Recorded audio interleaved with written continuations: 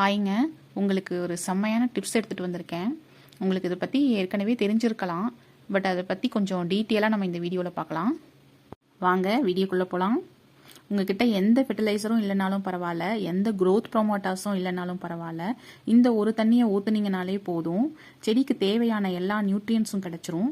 அதுவும் நீங்கள் இதை விலை கொடுத்துலாம் வாங்கணும்னு இல்லை, ஜீரோ காஸ்ட்டில் ரெடி பண்ணிடலாம். ஜீரோ காஸ்ட்டுன்னு சொல்கிறாலே எந்த நியூட்ரியண்ட்டும் இருக்காதுன்னெலாம் நினைக்காதீங்க. உங்கள் செடியோட ஆரோக்கியமான வளர்ச்சிக்கு இந்த ஒரு தண்ணியே போதும். காடு மாதிரி வளரலனாலும் நல்ல க்ரோத் இருக்கும். அது என்ன தண்ணின்னு கேட்குறீங்களா? நம்ம அரிசி களைஞ்ச தண்ணி தான். வேஸ்ட்டாக சிங்கில் ஊற்றுறதுக்கு பதிலாக நம்ம செடிக்கு ஊற்றுனோம்னா செடிக்கு தேவையான நியூட்ரியன்ஸ் எல்லாமே கிடச்சிரும். சிம்பிளாக இதுதானா அப்படின்லாம் நினச்சிடாதீங்க. அதுவும் ஃபர்மெண்ட் பண்ணி பயன்படுத்தினோம்னா செடிக்கும் நல்லது, மண்ணுக்கும் ரொம்ப நல்லது. இதனோட யூசஸ்லாம் என்னென்னா, செடியோட க்ரோத்தை ஸ்டிமுலேட் பண்ணும், பூ பூக்கிறத தூண்டி விடும், சாயிலோட ஹெல்த்தை இம்ப்ரூவ் பண்ணும். எப்படின்னா, மண்ணில் இருக்கிற நுண்ணுயிர் பெருக்கம் அடைகிறதுக்கு இது உதவியாக இருக்கும். அதாவது நல்ல பாக்டீரியாவை அதிகப்படுத்துறது. இந்த பாக்டீரியா என்ன பண்ணும்னா, சாயில் இருக்கிற ஆர்கானிக் மேட்டரை சிதைவடைய செஞ்சு அது பிளான்ட் அப்டேக் பண்ணிக்கிற மாதிரி ஈஸி ஃபார்மில் கொடுக்கும். இதை நீங்கள் கிச்சன் வேஸ்ட் கம்போஸ்ட்டுக்கும் தெளிச்சு விடலாம், நல்லா ஃபாஸ்ட்டாக டீகம்போஸ் ஆகும். ஸோ மைக்ரோப்ஸை இம்ப்ரூவ் பண்ணுது. அந்த மைக்ரோப்ஸ் பிளான்ட்டோட க்ரோத்துக்கு ஹெல்ப் பண்ணுது. இப்படி மறைமுகமாக இது ஹெல்ப் பண்ணுது. ப்ராபகேட் பண்ணும்போது ரூட் டெவலப் ஆகிறதுக்கும் இது உதவியாக இருக்கும்.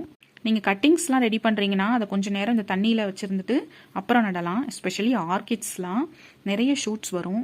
இதில் என்னென்ன சத்துலாம் இருக்குன்னா, nitrogen, phosphorus, potassium, magnesium, amino acids, vitamins, இந்த மாதிரி சொல்லிகிட்டே போகலாம். இது எல்லாம் செடியோட க்ரோத்தை பூஸ்ட் பண்ணும். ஃபர்மெண்ட் ஆக வச்சு அந்த தண்ணியை பயன்படுத்தும் போது பெஸ்ட்டு ரெப்பல்லண்ட்டாக யூஸ் பண்ணிக்கலாம். அதாவது பூச்சி வரவிடாமல் தடுக்கும். பூச்சி வந்த பிறகு கொல்றதில்ல, வரவிடாமலே கண்ட்ரோல் பண்ணும். ஃபர்மெண்ட் பண்ணுறது எப்படின்னா, அரிசி களைஞ்ச தண்ணியை ஒரு 2 to 3 days அப்படியே மூடி போட்டு நிழலில் வச்சிடணும். ஃபர்மெண்டேஷனை இம்ப்ரூவ் பண்ணுறதுக்காக கொஞ்சமாக நாட்டு சர்க்கரை சேர்த்துக்கலாம். டெய்லி ஓப்பன் பண்ணி அதை மிக்ஸ் பண்ணி விடணும். அது மேலே ஏதாவது மோல்டு ஃபார்ம் ஆகிருக்குதான்னு அப்பப்போ பார்த்து செக் பண்ணிக்கலாம். இந்த மோல்டு க்ரோத் பிளாக் கலராகவோ ப்ரௌனாவோ ஆரஞ்சு கலராகவோ இருந்துச்சுன்னா அதை நம்ம பயன்படுத்தக்கூடாது, அது வேஸ்ட்டு. ஒயிட் மோல்டு ஃபார்ம் ஆகிருந்துச்சுன்னா அது நல்ல பாக்டீரியா வளர்ந்துருக்கும். ஸோ அதை பயன்படுத்தலாம். அதை ஃபில்டர் பண்ணிவிட்டு 1:3 ரேஷியோவில் இல்லைனா 1:4 ரேஷியோவில் டைலூட் பண்ணி யூஸ் பண்ணலாம். நீங்கள் எப்படி ரெடி பண்ணியிருக்கீங்களோ அதுக்கேற்ற மாதிரி டைலூட் பண்ணிக்கோங்க. திக்காக ரெடி பண்ணியிருந்தீங்கன்னா அதிகமாக தண்ணி ஊற்றி டைலூட் பண்ணிக்கோங்க. இதை விடவும் அதிகமான சத்து நம்ம சாதம் வடிக்கிற கஞ்சி இருக்கு இல்லைங்களா, அதில் இருக்குது. அதை நம்ம 1க்கு 10 முறை டைலூட் பண்ணி பயன்படுத்தலாம். இதில் என்ன ஒரு டிஸ்அட்வான்டேஜ்னா, சாயில் மேலே மோல்டு ஃபார்ம் ஆகிடும். ஸ்டார்ச் கண்டென்ட் அதிகமாக இருக்கிறதுனால இந்த மோல்டு ஃபங்கஸ் நாட்டுங்கிற ஒரு இன்செக்டை அட்ராக்ட் பண்ணும். அதனோட லார்வா ரூட்டை சாப்பிடும், பிளான்ட்டோட ரூட்டை சாப்பிடும். இதை அவாய்ட் பண்ணுறதுக்கு நல்லா டைலூட் பண்ணி தான் இதை அடிக்கணும். இல்லைனா பெட்டர் நம்ம ஸ்ப்ரே பண்ணிட்டு போயிடலாம் லீஃபில். எனக்கு இந்த ப்ராப்ளம் வந்ததுனால இந்த அரிசி கஞ்சி நான் பயன்படுத்துறதையே விட்டுட்டேன்.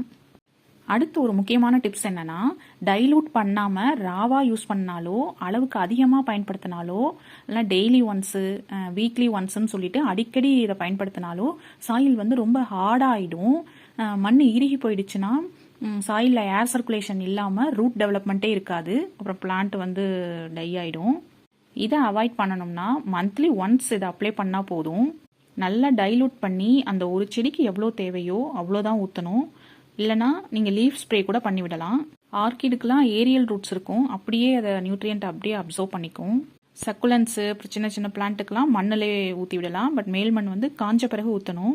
கிரவுண்ட் கார்டனில் இருக்கிற இந்த கத்திரிக்காய் செடிக்கு நான் இதை மட்டும்தான் கொடுத்தேன். பாருங்கள் எவ்வளோ பூ வச்சுருக்குதுன்னு.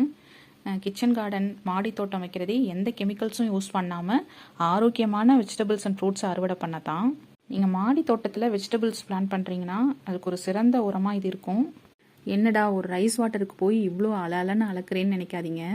எந்த உரமும் இல்லாதப்போ இதை மட்டும் பயன்படுத்தி அந்த பிளான்ட்லேருந்து ஒரு நியூ க்ரோத் வரும் பாருங்கள்.